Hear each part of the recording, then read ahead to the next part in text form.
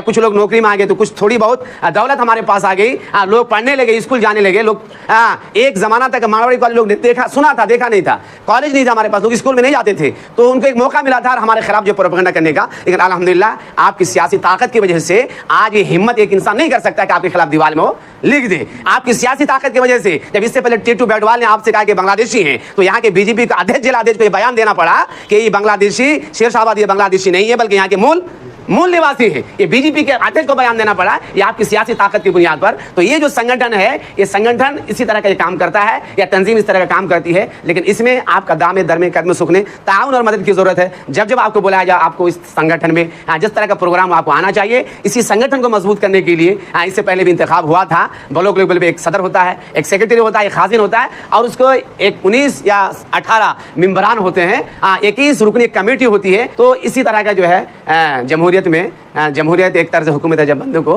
गिना जाता है, तोला नहीं जाता है, आपके माथे को गिना जाता है कि आपकी तादाद कितनी है, आप कितनी संख्या में है। अगर हमारी तादाद 2-4 हज़ार होती है तो आपको कोई नहीं पूछता।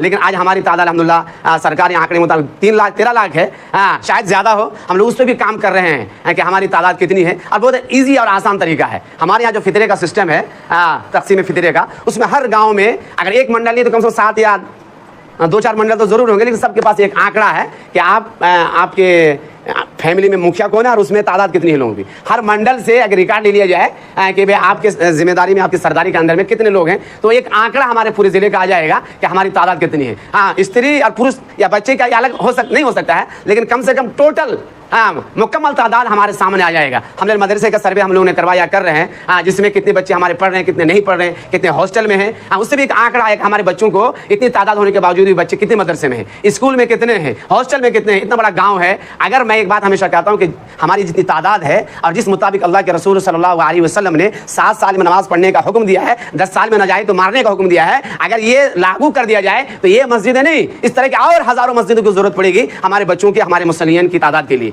और उसी तरह हमारा हर बच्चा अगर 7 साल में नमाज पढ़ने का हुक्म दिया है, तो आपको ये समझना होगा कि 5 साल में उस बच्चे को मदरसा जाना पड़ेगा, तब ना वो नमाज का तरीका सीखेगा, तब ना वो नमाज कैसी पढ़ी जाती है वो पता चलेगा। इसलिए 5 साल में सरकारी जो आंकड़ा है, सरकार का जो ऑर्डर है, निर्देश है, वो 5 साल में आपको नर्सरी में एडमिशन करा देना है 1 क्लास में। तो इसका मतलब ये सरकार का रूल है, सरकार का रूल नहीं है, वो शरीयत का, इस्लाम का रूल है कि जब 7 साल में नमाज पढ़ने का हुक्म दिया है तो उसको जानकारी नमाज के बारे में शुद्ध-बुद्ध होनी चाहिए। इसका मतलब 2 साल अगर वो मदरसे में से पहले जाएगा तो उसको अल्लाह बैतमानी भी याद हो जाएगी, अत्ताहियात भी याद हो जाएगा, 2-4 सूरत में उसको याद हो जाएगी। और उसी तरह अगर हर बच्चा हमारा मदरसा पढ़ने आ जाए, हमारी हर बच्ची मदरसा पढ़ने के लिए आ जाए, तो आज लोग शिकायत करते हैं कि मदरसे बहुत ज्यादा हो गए। दोस्तों, ये मदरसे बहुत ज्यादा नहीं हुए हैं, बल्कि इस तरह के और भी मजीद मदरसे खोलने की जरूरत है, और भी इदारे खोलने की जरूरत है, तब जाकर हम बच्चों को जगह दे पाएंगे और बच्चों को एक ठोस और एक मजबूत तालीम दे पाएंगे। मैं इन्हीं बातों के साथ अपनी बात को खत्म करता हूं, इस उम्मीद के साथ कि वो जो जिस पैगाम को लेकर आपके सामने हम लोग आए हैं, जो लोग यहाँ पर हैं, ये शेरशाहबादी हमेशा याद रखिए, आप शेरशाहबादी हैं।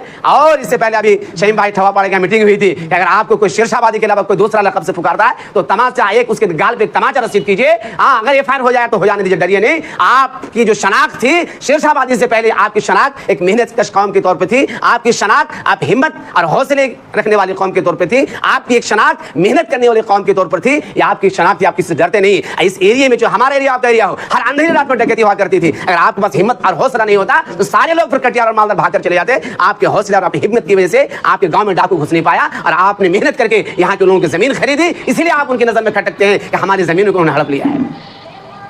आखिर दावाना अल्हम्दुलिल्लाहि रब्बिल आलमीन।